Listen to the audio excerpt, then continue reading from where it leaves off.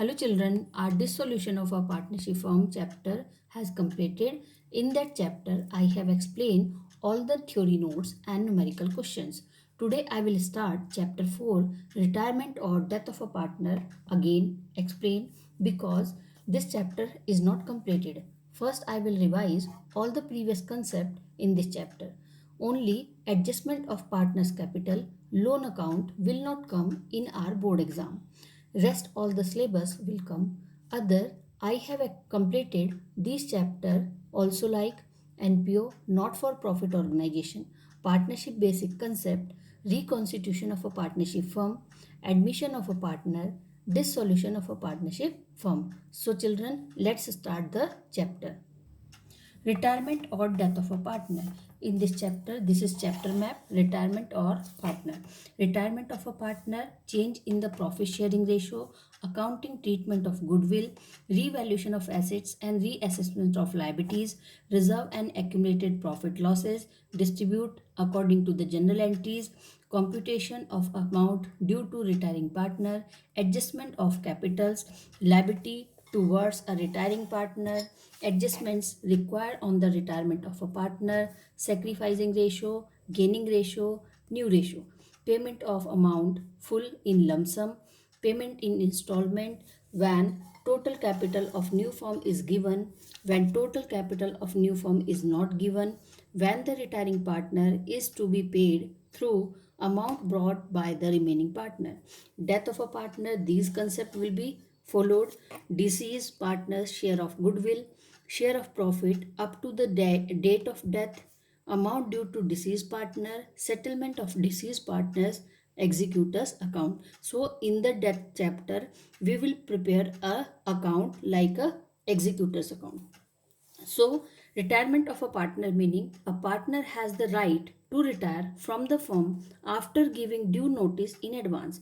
Old partnership comes to an end after the retirement of a partner, but the firm continue and a new partnership comes into existence between the remaining partner. Retirement of a partner का मतलब है कि जब हमारा एक agreement खत्म हो चुका है, कंप्लीट हो चुका है और उसके बाद जो पार्टनर है वो वहाँ से रिटायरमेंट लेना चाहता है, तो उसे हम रिटायरमेंट ऑफ अ पार्टनर कहेंगे। जिसके लिए अगर वो रिटायरमेंट लेना चाहता है फर्म से, तो उसको एक रिटर्न नोटिस एडवांस में फर्म में सबमिट कराना पड़ेगा। उसके बाद ही प्रोसीजर स्टार्ट होगा। A retiring partner is entitled to get the following. जब कोई पार्टनर फर्म से रिटायर होगा तो उसे ये सारी चीज़ें जो है फर्म प्रोवाइड करेगी। शेयर इन गुडविल, उसको गुडविल का जो भी उसका डिस्ट्रीब्यूशन रेशियो है वो उसको प्रोवाइड कराना पड़ेगा। शेयर्स इन रिजर्व, जो भी रिजर्व उसके आने से और उसके जाने तक के टाइम पे आपने रिजर्व किए हैं उन सभी में उसका डिस्ट्रीब्यूशन है। एनपीएसआर है। Share in revaluation of asset and liabilities, जो भी एसेट्स रिवैल्यूएट हुई है उसके आने पर या उसके काम करते रहने तक जितनी भी एसेट्स हैं उन सबको रिवैल्यूएट करके अगर कोई भी प्रॉफिट बचता है तो प्रॉफिट उसको देना पड़ेगा। लायबिलिटीज़ में उसको रिवैल्यूएट करना पड़ेगा, रीअसेसमेंट चेक करना पड़ेगा।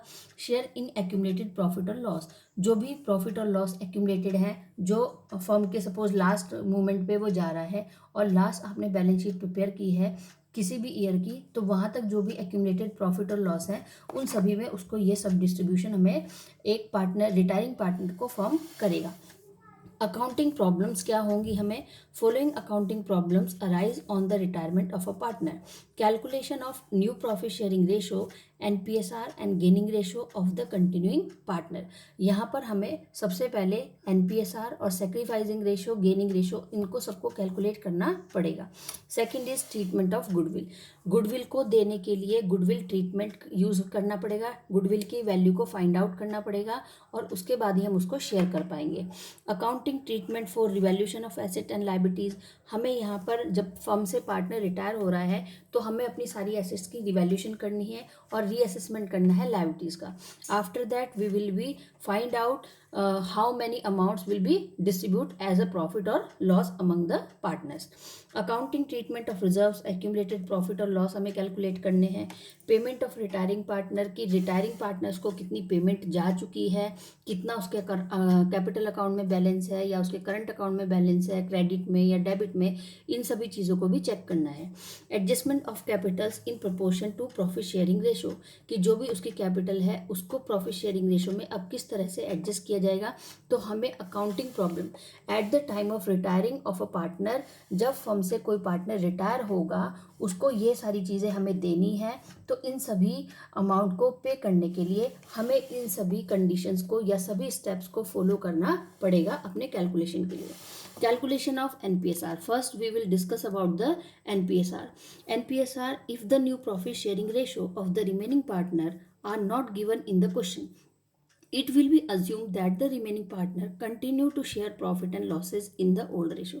अगर क्वेश्चन में हमें नहीं बताया है कि जो पार्टनर रिटायर हो रहा है उसको कितना पोर्शन पे करना है, कितने रेशो में देना है, तो हम वहाँ पर अज्यूम करेंगे. और जिसके बाद if the new profit sharing ratio of the remaining partner, कि जो रिमेनिंग पार्टनर्स हैं, suppose A B C D में से ए जा रहा है, बी सी डी, तो वहाँ पर रिमेनिंग जो पार्टनर्स है, जो बचे पार्टनर हैं, are not given in the question, उसमें नहीं बताया है कि वहाँ पर कितने रेशो में अब वो जो रेशो कितना रिमेन है या उसको कितना पे करना है. It will be assume that the remaining partners continue to share profit and losses in the old ratio. तो उस कंडीशन में जो पुराने पार्टनर हैं और जो रिटायर हो रहा है पार्टनर, उसको वो ओल्ड रेशो में जो भी उसका रेशो है जो हमें प्रोवाइड करना है, सेक्रीफाइस करना है, उसको वो उस तरह से पे करेंगे. Question is, suppose X Y Z are partner sharing profit and losses in the ratio 3:1. X Y Z 3 partner है, तीनों का रेशो 3:1 है. Calculate new ratio when X retire. X Y Z 3 partner हैं, 3:1 तीनों का ratio है. Suppose x retire हो रहा है, एक्स रिटायर हो गया तो अब हमारे पास बचा वाई और जेड. वाई अगर रिटायर होता है तो यहाँ पर क्या रेशो बनेगा, जेड अगर रिटायर होता है तो क्या रिमेनिंग शेयर हो जाएगा. First, when X retire the new ratio between Y and Z is 2:1. X Y Z में से अगर सबसे पहले एक्स रिटायर होता है तो एक्स रिटायर होता है तो एक्स का रेशो भी यहाँ से हट जाएगा. तो जो रिमेनिंग हो जाएगा, देखिए रिमेनिंग पार्टनर यहाँ पर वाई और जेड है और इसी तरह से उनका रिमेनिंग रेशो भी 2:1 है. Second question is, when Y retire the new ratio between. अगर यहाँ से वाई को हम रिटायर कर दें तो अब हमारे पास पार्टनर बच रहे हैं एक्स और जेड. वाई का रेशो 2 है तो 2 अगर हमने यहाँ से हटा दिया तो बचा रेशो 3 और 1. When y retire the new ratio between x and z is 3:1. Third, when z retire, अब यहाँ से z को रिटायर कर रहे हैं तो हमारे पास रिमेनिंग पार्टनर है एक्स वाई, रिमेनिंग शेयर है 3:2. तो when z retire the new ratio between x and y is 3:2. यहाँ पर इसको मैंने इस तरह से सॉल्व भी किया है. ठीक है, ऑलरेडी आप लोगों ने ये सभी नोट्स प्रिपेयर किए हैं अपनी fair notebook. Question is, A, B, C are partners sharing profit in the ratio of 1/2, 1/3, 1/6. Find out the new ratio if B retire. A, B, C 3 partner हैं, तीनों का रेशो 1/2, 1/3, 1/6 है. यहाँ पर हमें फाइंड आउट करना है B अगर रिटायर हो रहा है तो न्यू रेशो क्या होगा. P, Q, R are partners sharing profit in the ratio of 1/2, 2/5, 1/10. Find out the new ratio of P retire. अगर P रिटायर हो रहा है तो न्यू रेशो क्या बनेगा. The ratio of A B C 3 partner थे फर्स्ट क्वेश्चन में, is 1/2, 1/3, 1/6 तीनों का ओल्ड रेशो था. This can be written as 3:1/6 और 3:1. बी रिटायर हो रहा है तो रिमेनिंग शेयर हमारा सी का हो जाएगा. If B retire the new ratio between A and C is 3:1. Next question, the ratio of P Q are.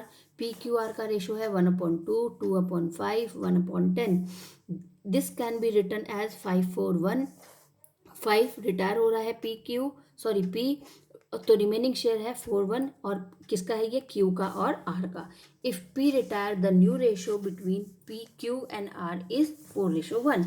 Sometimes the remaining partner distribute the share of retiring partner in some specific proportion. In such cases, the fraction of share purchased by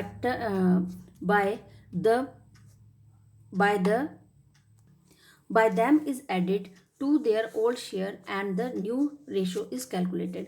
कभी कभी question में sometime the remaining partner, जो remaining partner है, distribute the share of retiring partner, जो partner retire होकर के जा रहा है उसको वो कभी कभी स्पेशल प्रोपोर्शन में डिस्ट्रीब्यूशन करते हैं.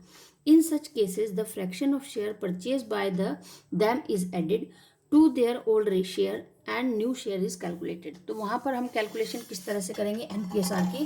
क्वेश्चन देखिए, A B C are partner in a firm, ratio 5:3. B retired and his share was dissolved equally between A and C.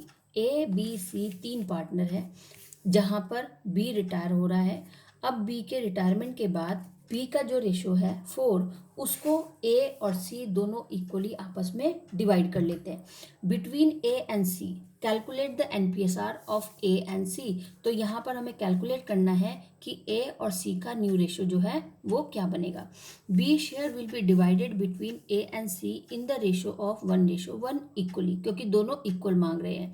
A will gain, अब A का जो रेशो है ओल्ड रेशो है 1/2, तो यहाँ पर ये 1/2 टोटल हो जाएगा 1/2. ओल्ड रेशो A का है 5:3, तो ओल्ड रेशो है यहाँ पर जो B है ले रहा है उसका of 4/12. A new share 5/12, A का ओल्ड रेशो है 5/12 और न्यू रेशो है 2/12, 7/12 उसका न्यू रेशो हो गया. C विल गेन 1/2 में से of 4/12, 2/12, 3/12 plus 2/12 is equals to 5/12. तो इस तरह से न्यू रेशो ऑफ A का न्यू रेशो है 7/12, C का न्यू रेशो है 5/12, 7:5. A B C. तो यहाँ पर ये जितने भी क्वेश्चन हैं ये सभी क्वेश्चन के आप लोगों ने जो नोट्स है वो ऑलरेडी प्रिपेयर किए हुए हैं, क्योंकि मैंने पहले भी आपको लोग सबको ये बनाए थे, आप लोगों ने प्रिपेयर किए हुए हैं. और इसके बाद अब हम पढ़ते हैं रिटायरमेंट और death of a partner. Calculation of gaining ratio. अभी तक हमने जो कंसेप्ट पढ़ा है वो है एनपीएसआर का. इसके बाद कंसेप्ट है gaining ratio. It is calculated when a partner retire और die. Is his share of profit is taken over by the remaining partner. कि जो भी यहाँ पर रिटायर होगा पार्टनर, उसके जाने के बाद उसका जो रेशो है, किसी की डेथ होगी या वो रिटायर होगा तो उसका जो रेशो है वो रिमेनिंग पार्टनर आपस में डिस्ट्रीब्यूट कर लेंगे. The remaining partner share increase is called the gaining ratio. अब जो पार्टनर गया या जो रिटायर हुआ, किसी की अगर डेथ हुई या कोई रिटायर हुआ है तो उसके जाने के बाद जो रेशो है वो पुराने पार्टनर्स को मिल रहा है, तो वो क्या कहलाएगा, उनका gaining ratio. Calculation of gaining ratio.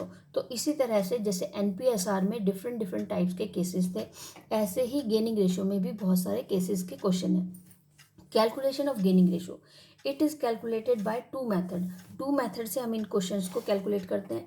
If the new profit sharing ratio of the remaining partner are not given in the question.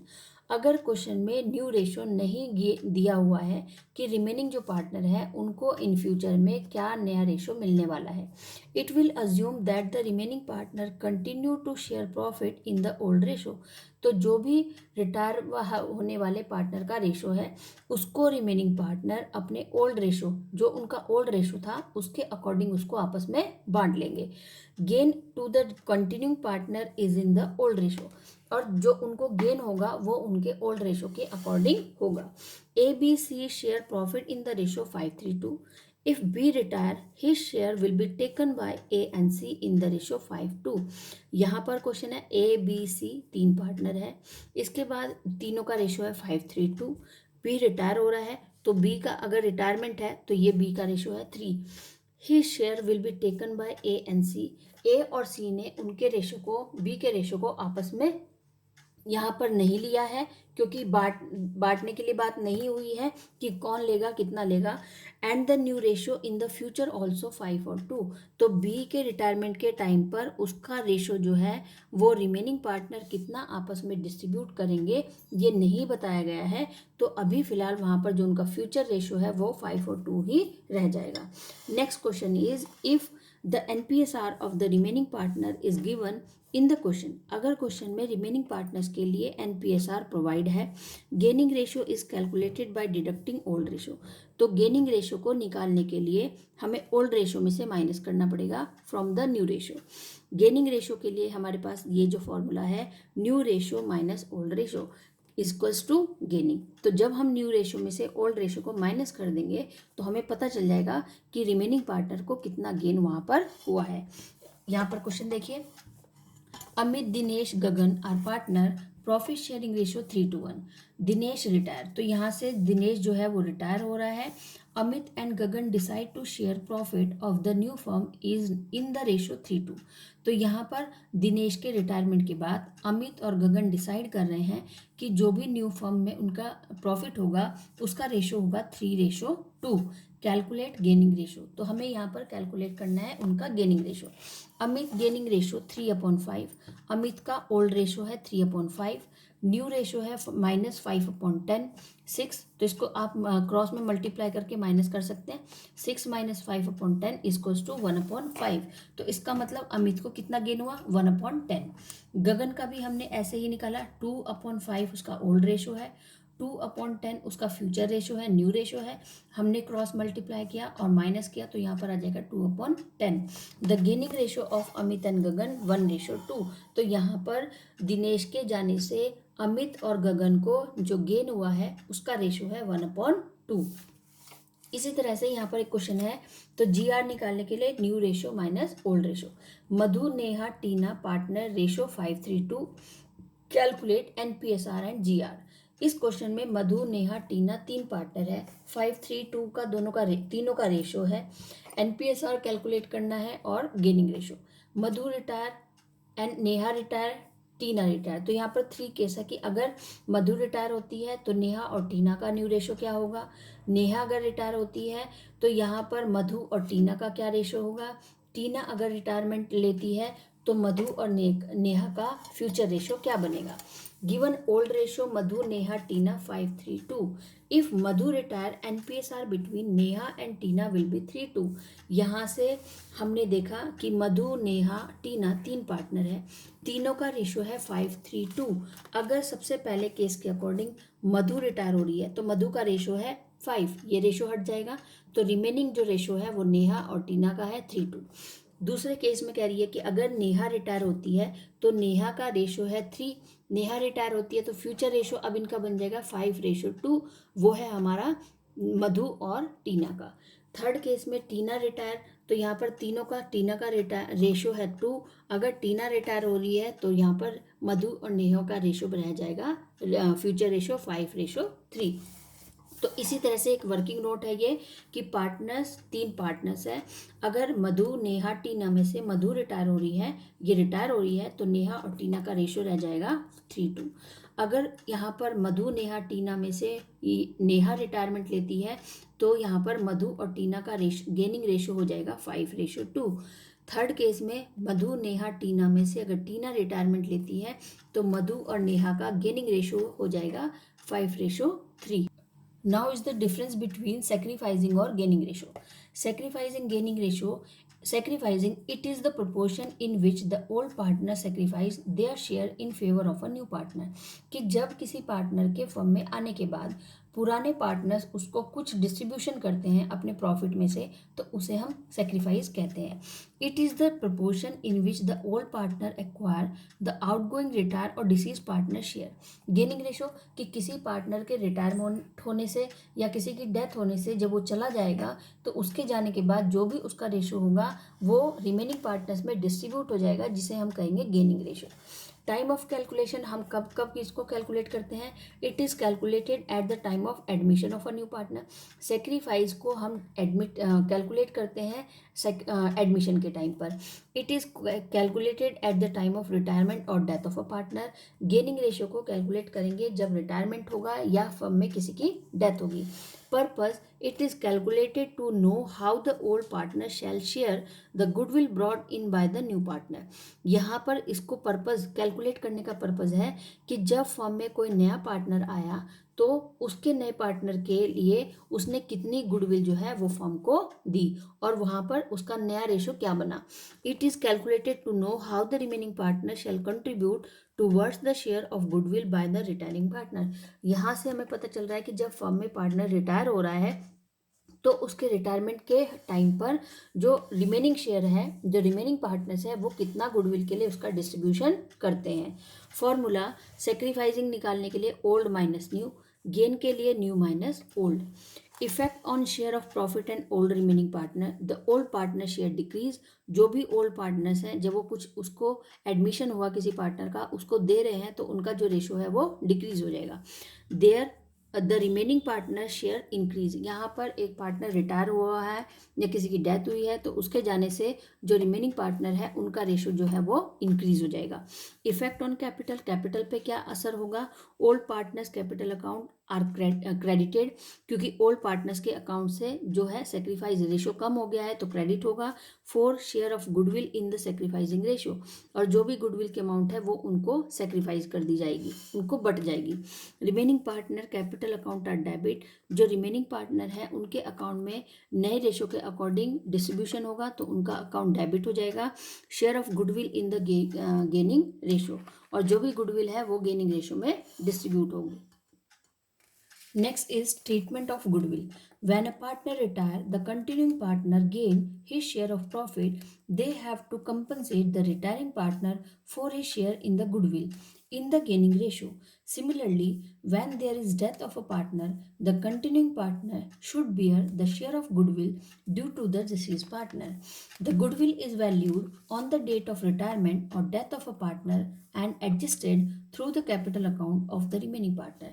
Treatment of goodwill, इसका मतलब है कि जब कोई पार्टनर फर्म से रिटायर होगा या किसी की डेथ हो जाएगी तो वहाँ पर गुडविल को किस तरह से डिस्ट्रीब्यूट किया जाएगा। तो जब फर्म में किसी पार्टनर की रिटायरमेंट होगा या किसी की डेथ होगी तो वहाँ पर जो रिमेनिंग पार्टनर है वो अपने ओल्ड, जब एडमिशन हुआ था, तो जब फर्म में एडमिशन होता है किसी पार्टनर का, तो जो भी फर्म में गुडविल नया आया है, जो पार्टनर नया आया है, और जब वो गुडविल लाता है हमारे लिए, कुछ अमाउंट लाता है कैश में गुडविल की, तो वो पुराने पार्टनर जो हैं वो आपस में जो ओल्ड रेशो उनका होता है उस ओल्ड रेशो में वो डिस्ट्रीब्यूट कर लेते हैं, आपस में बांट लेते हैं। अब जब फर्म में रिटायरमेंट होगा तो उसी रेशो से जो रिमेनिंग पार्टनर है उनको क्या करना पड़ेगा? कंपनसेट करना पड़ेगा उस डेथ वाले पार्टनर के लिए या फिर उस रिटायरमेंट होने वाले पार्टनर के लिए। The accounting adjustment adopted to treat goodwill in the account depend directly on the fact whether goodwill already appear in the books or not. अब यहाँ पर डिपेंड करेगा कि फर्म ने अपनी गुडविल को बुक्स में लिखा है, दिखाई, शो किया हुआ है या नहीं। तो यहाँ पर बहुत जो केस है वो डिफरेंट केस है गुडविल के लिए।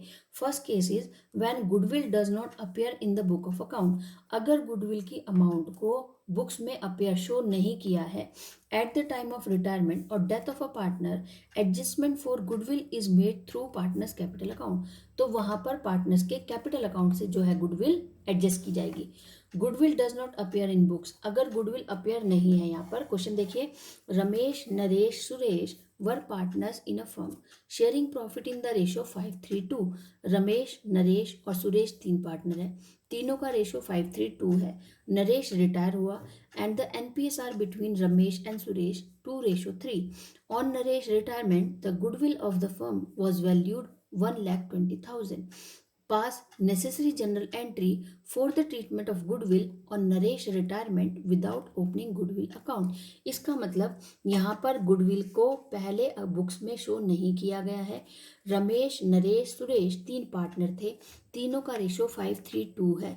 इसके बाद जो नरेश है वो रिटायर हो रहा है और उसके रिटायरमेंट के टाइम पर जो एनपीएस आ रहा है, जो न्यू रेशो है अब वो रमेश और सुरेश का इन फ्यूचर रेशो बन गया है 2:3। अब नरेश के रिटायरमेंट के टाइम तक जो फर्म की गुडविल है उसकी अमाउंट है 1,20,000।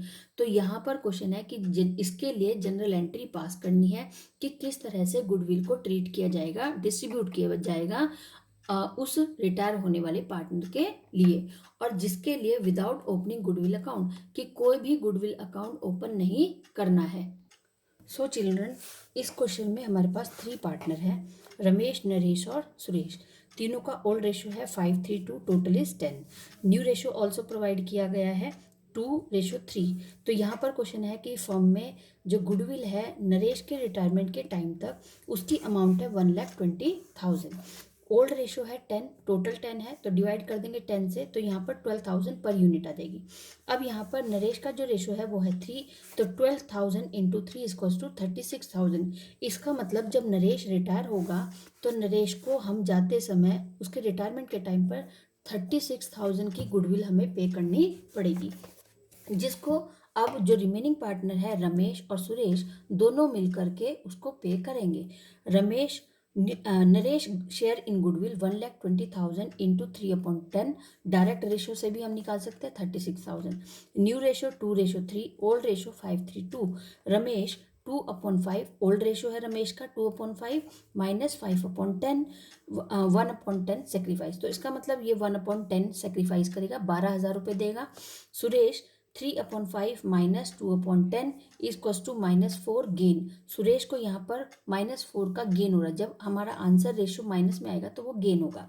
ओनली सुरेश गेन, केवल सुरेश को गेन हुआ। Ramesh has also sacrifice 1/10 share in favour of Suresh, तो जो है यहाँ पर रमेश क्या करेगा, सेक्रीफाइस करेगा 1/10 का, और किसके फेवर में, सुरेश के। तो यहाँ पर क्वेश्चन अब देखिए, general entry Suresh capital account debit 4/10, 4 का रेशो है सुरेश का, ऑफ 1,20,000। 1,20,000 में सुरेश के पास जो गुडविल है वो है 48,000 की, जिसके लिए रमेश कैपिटल अकाउंट, रमेश क्या कर रहा है, सेक्रीफाइस कर रहा है 110 का। 1,20,000 में से 110 का रमेश सेक्रीफाइस कर रहा है, तो अमाउंट सेक्रीफाइस कर रहा है, पे कर रहा है 12,000। To Naresh capital account, Naresh को मिलना चाहिए 1,20,000 का 3/10 पार्ट 36,000 रुपीज़, तो 36,000 उसके अकाउंट में भी ऑलरेडी क्रेडिट किया गया। Being Suresh gain 4/10 share of profit, whereas Ramesh losses, Suresh को गेन हुआ 4/10 का, रमेश को लॉस हुआ 1/10 का share of profit, and Naresh losses 3/10 share of profit. Suresh compensate Ramesh and Naresh, Suresh compensate कर रहा है पूरी तरह से 4/10 का, किसके लिए, हमारे रमेश के लिए और नरेश के लिए, for the loss in share of profit. तो यहाँ पर जो नरेश रिटायर हो रहा था, नरेश को देने के लिए 36,000 क्या चाहिए, गुडविल चाहिए। अब जो फर्म में गुडविल है उसका एक 5 पार्ट जो है, पूरा का पूरा 5 पार्ट हमारे रमेश के पास है और सुरेश के पास 2 पार्ट है। तो इसका मतलब, लेकिन जब रिटायर हो रहा है तो रिटायर होने के बाद फर्म में जो रेशो है वो चेंज हो गया, 2:3 हो गया। तो यहाँ पर अब जो रिमेनिंग पार्टनर है रमेश और सुरेश, ये दोनों मिल करके अब नरेश को कैपिटल जो गुडविल है वो प्रोवाइड करेंगे, जिसके लिए सुरेश के पास 48,000 ओल्ड रेशो के अकॉर्डिंग इतना गुडविल है, जिसको वो शेयर कर रहा है और दे रहा है रमेश को 12,000 और नरेश को 36,000। सो चिल्ड्रन, यहाँ पर हमने एक आज क्वेश्चन सॉल्व किया गुडविल का, कि कैसे हम रिटायरमेंट के टाइम पर गुडविल को डिस्ट्रीब्यूट करते हैं अपने रिटायरिंग पार्टनर के लिए। So children, you will not prepare these notes because already you have done in your notebook. I will give only numerical question, so you have to prepare only numerical question. So take care, goodbye.